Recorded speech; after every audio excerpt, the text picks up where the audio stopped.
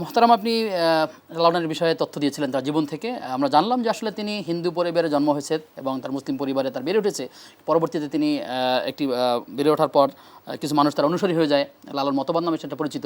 কোনো মুসলিম যদি সেই মতবাদের অনুসারী হয় তাহলে তার ইমানের অবস্থা কী হবে?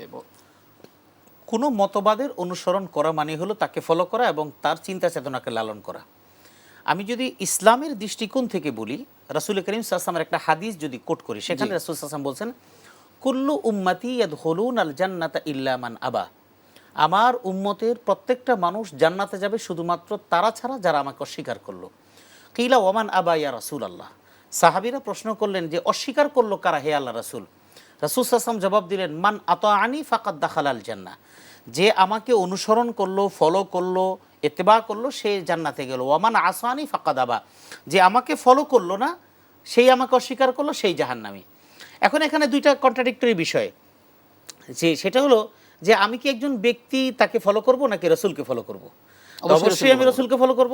আচ্ছা, ব্যক্তি যদি এমন হতো যেই ব্যক্তিটা রাসূলকে ফলো করে, এখন অনেকে প্রশ্ন করবে যে তা আমরা হুজুরদেরকে মানি, আমরা পীর সাহেবদেরকে মানি, তাহলে এটা তো আমাদেরকে জাহান্নামে। না, ওই হুজুর যতক্ষণ পর্যন্ত রাসূলের অনুসরণ করবে ততক্ষণ হুজুর অনুসরণ, যতক্ষণ ওই পীরের অনুসরণ, যতক্ষণ সে রাসূলের অনুসরণ করে। তো সুতরাং একজন মানুষের অনুসরণ ততক্ষণ যতক্ষণ সে রাসূলের অনুসরণ করে। লালন তো হিন্দু ছিল, জন্মগতভাবে হিন্দু, আর জীবনের একটা অংশ একজন মুসলিম পরিবারে কিছুদিন ছিল। তো যে কারণে হিন্দু ধর্মাবলম্বীরা তাকে তার জাত থেকে বের করে দিয়েছে। মূলত সে কোনো ধর্মেরই নয়, যে কারণে তার মৃত্যু পর্যন্ত সে কোনো নির্ধারিত ধর্ম পালন করতো না।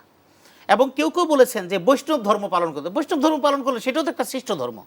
তো সব কিছু মিলে এই লালনের যে মতবাদ, যে ধরনের মতবাদই হোক না কেন, যত ভালোই হোক না কেন, সেই মতবাদটাকে ফলো করা মানে হলো সেই ইসলাম থেকে দূরে সরে যাওয়া।